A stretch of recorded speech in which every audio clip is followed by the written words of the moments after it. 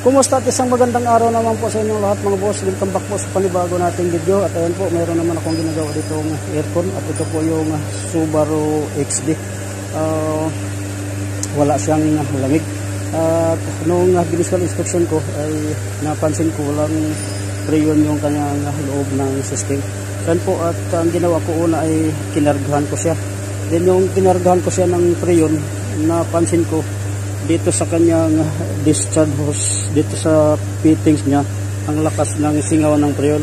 Then nung nakita ko, tinanggal ko yung tornilyo, itong o-ring niya, ayan, naputol, nabiyak. Lumulutong kasi ito kapag medyo matagal na dahil po sa init. So kapag meron kayong ganitong kaso, Subaru XB, double check nyo rin yung ganitong o-ring sa discharge hose, baka sakaling yan lang ang leak at